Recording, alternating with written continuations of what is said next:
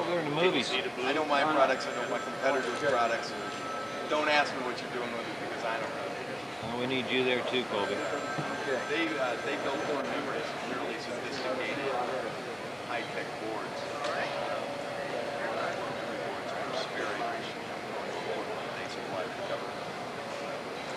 That's it. Hide behind everything, Colby. I'm a little camera shy. Yeah, I think we should. I'll take my box. I'll take my flow rig and bring yours up here. Or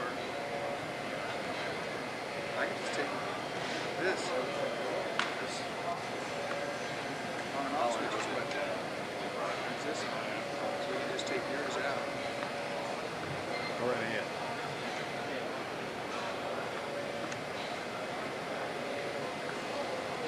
We might test yours to see how flat it is.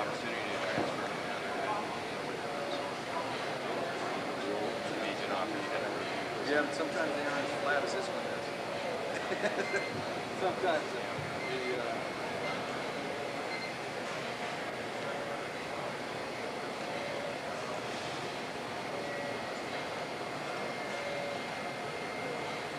What's that doing? Taking pictures all by itself? That's what Tom Ryan is.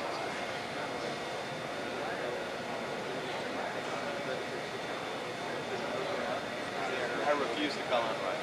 That's just, if they would keep Tom Wright like you go, that's it. I don't want to deal with those people. We just did it. Coming in, you know. That's good. Good seeing you again. Yeah, take care. Good luck to you. Okay. That's his little motorized stages.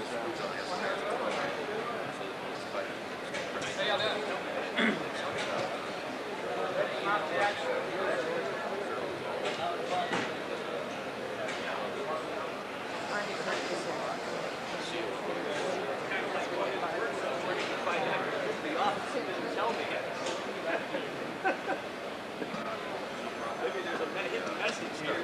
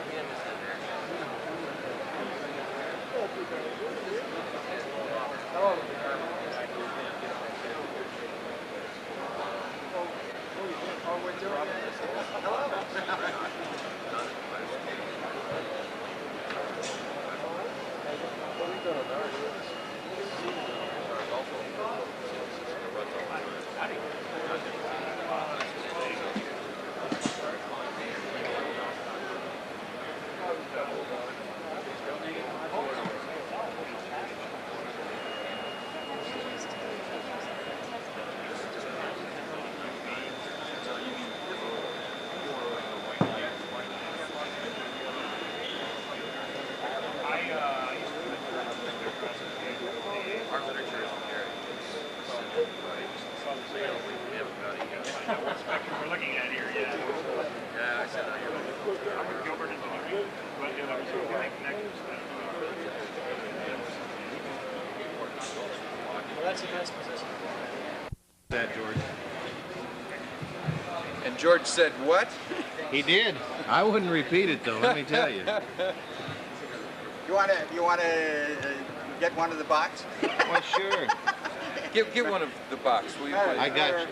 All right, you're gonna have to move back just a hair. The box. There we go. But it's no big technical breakthrough. It's a device that's feels an easy. Really good.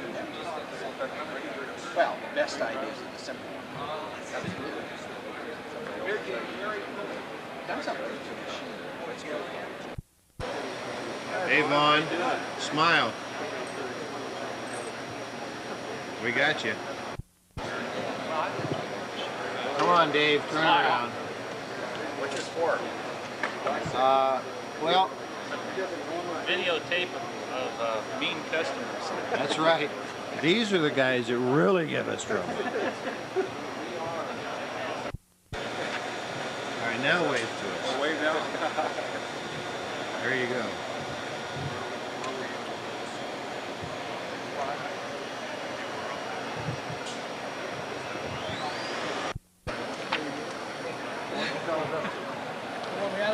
Get their pictures. We have to prove we had somebody stop it. Actually, he's got a dubbing machine with some dancing girls. You're all going to be getting pictures from it. You're going to dub that in there, right? Yeah. Right.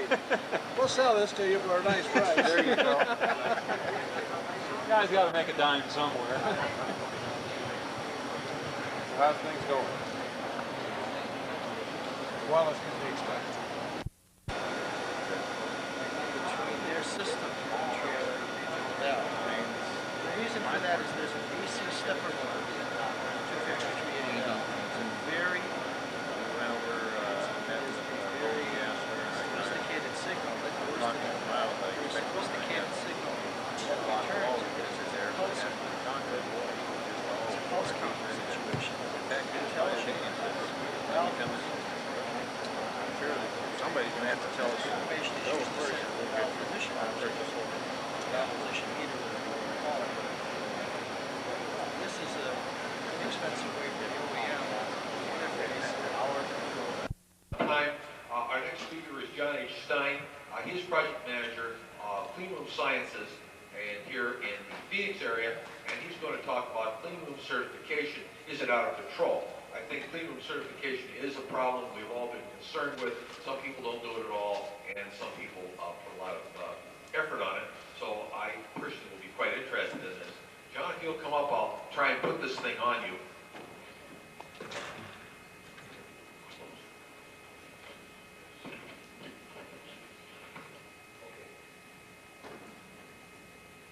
Hello there. Can everyone hear me? Wonderful. Clean room certification is out of control. I personally think it is. Let's look at some of the tests and information necessary to determine whether or not a clean room can do its job. First, we need information on the air handler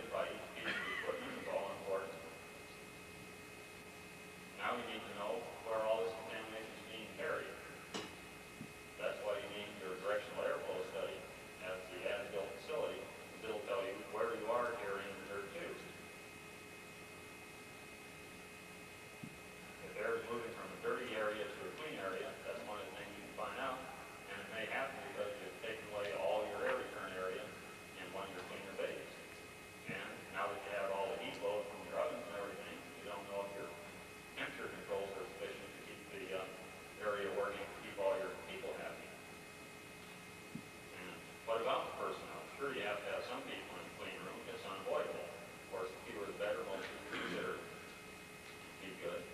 Can the facility maintain a safe environment for humans involved in production? Are temperature, light, sound, and safety from your toxic chemicals assured? If you're lucky, some of this information will be on your report. Now we have an in-production facility inside a working clean room. But as we all know, this is a dynamic business. There's always new equipment processes, so our room must be flexible. Every change should be evaluated for its exhaust load, net air return changes, heat load, and any other changes you can think of, and should be put with the original report to assure that you still have the information set you need to be sure your clean room can maintain its job.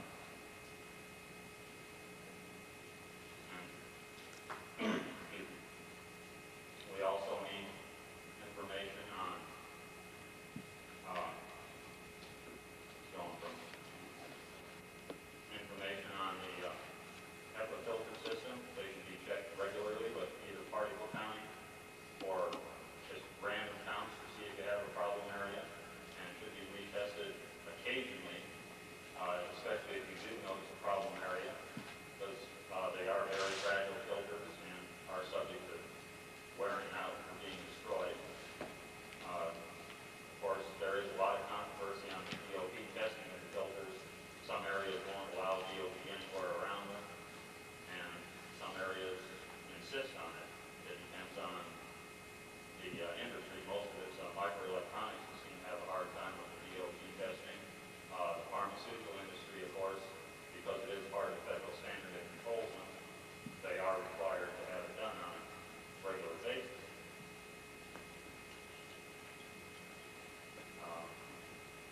Really, that's just about all I have to say. I know it's not as long as it's supposed to be, but I just wanted to point out that clean room testing is a very long and involved process, and it doesn't happen very often.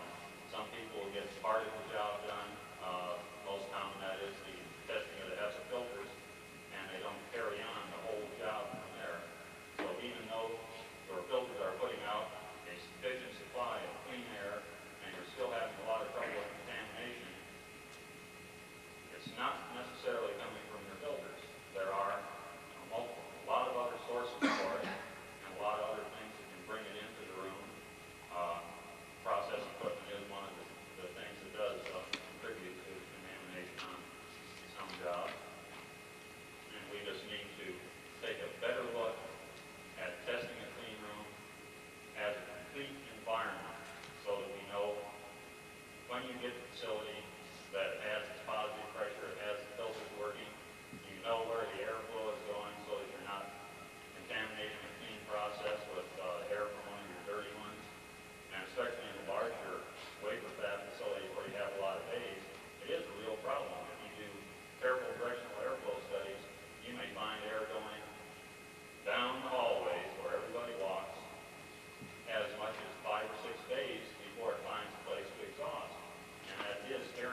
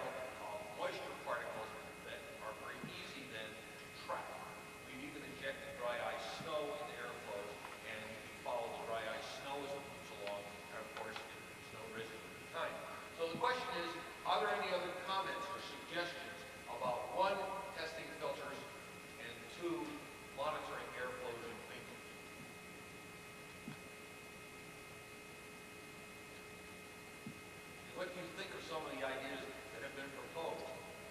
Any comments on that? Yes. DOP has some corrosive effects on electronic or electrical contacts. Could you comment on it? I'm sorry, I didn't hear the question. DOP has some corrosive effects on electrical contacts, which Yes. affects the equipment in the neighborhood, at least suspected to be affecting it. The question concerned the effect of DOP on electrical contacts. Yes. In fact, there was a paper recently by Dr. Ramsey of the IBM, I think, East Fishkill facility, in which he talked about organic contamination in the clean room from outgassing associated with sealants and PVC and things of that sort. There is now increasing concern about organics in the clean room, and certainly DOP would definitely fall into that category. That's one advantage of the fluorescent particles or dry ice. The fluorescent particles are easy to find, and of course the dry ice disappears. Other comments? Yes? I'm sorry, I didn't hear. Okay, the dry ice particles, this is a technology that I have personally worked on and will be talking about at another meeting. What we have been doing is cleaning surfaces with dry ice snow. We start with the purest of liquid CO2 and we expand it through a nozzle and it comes out as very soft particles of snow. And these snow particles can be used for cleaning wafers. As far as we can determine, they sweep the wafer clean of dust. Now you can also inject these particles into an airstream, and of course they're white, so they show up very beautifully. They fly with the airstream, and of course eventually disappear into CO2. So they do not contaminate. I'm sorry, the fluorescent particles? Okay, the fluorescent particles are purchased from Sylvania. I can give you the address of the company. They're normally available in 3 colors and in 3 sizes, 1 micron, 2 micron, 1 micron, 1.5 microns, and 2 microns, and they will grind to any other size that you ask for. But they are certified as not only non-toxic, but actually certified for use on food by the FDA. I'm sorry? They're aluminosilicates. Yes. Is the measuring instrument the same? Detecting instruments? I'm sorry, I couldn't hear you. Detecting instruments for fluorescence particles, is it the same as DOP? The particles can be detected using the regular laser optical particle counters, but they can also be detected just using ultraviolet light. For example, in California, one of the problems is that there's a certain amount of movement of the ground. Sometimes there's quite a bit of movement of the ground. And one company that I've worked with has determined that the building that they're living in, so to speak, is rocking a little bit as the soil moves. And they have found that the HEPA filters were separating from the frames. So what they do is inject fluorescent particles once a month into the ducting ahead of the HEPA filters. And then once a week they turn out the lights and they go around with a UV lamp. And if they see this bright yellow-green glow, they know that the fluorescent particles have leaked through the frames, and of course they're getting leakage into the room. And this has turned out to be a very sensitive technique for detecting any failure of the HEPA filters or breakage of the frames, things like that. Other questions?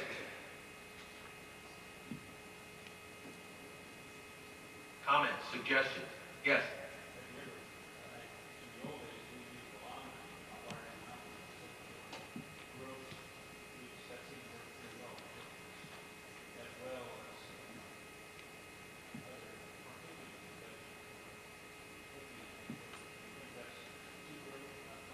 Well, the question related to the use of hot water anemometers to find irregularities in flow. I think that is still done. People still check HEPA filters to look for holes and breaks and blockages using that type of technology. The thing I would be concerned about would be 1, deterioration of HEPA filters, and 2, areas of leakage that might not be associated with changes in velocity, particularly around sealants. The standard sealant now, one brand of HEPA filter that's very popular, is sealed into its frame with not vacuum grease, but Vaseline. And I have wondered a little bit how much that Vaseline outgasses. Other questions, comments? If not, I'd like to thank Mr. Stein again.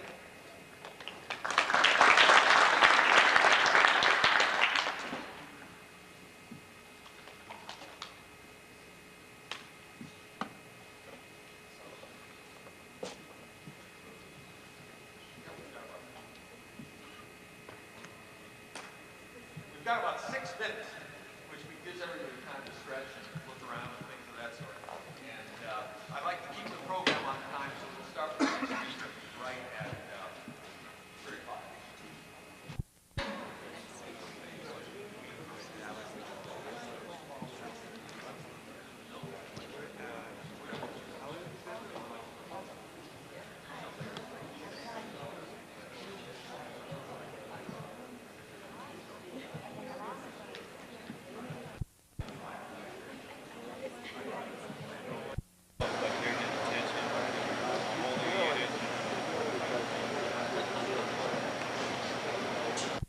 All right, see it's steady. If it's low, it flashes.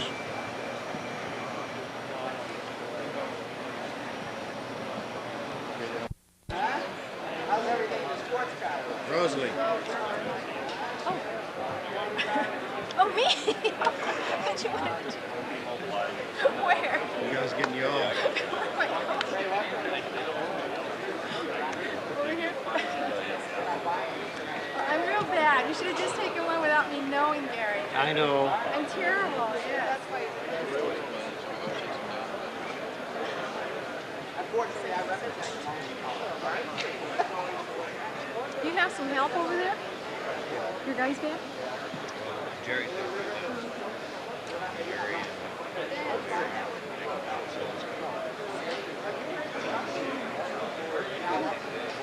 Yeah, we've been pretty busy too. I got a pump order. A big pump. Guy from Morocco, Carlson, is asking the guy for information on stuff. They do things for beach technology. And we wanted information on all the different liquid counters. I wasn't sure if you were there. I'm the light. I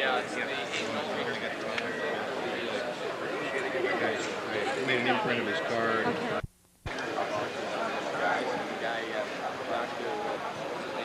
Dick.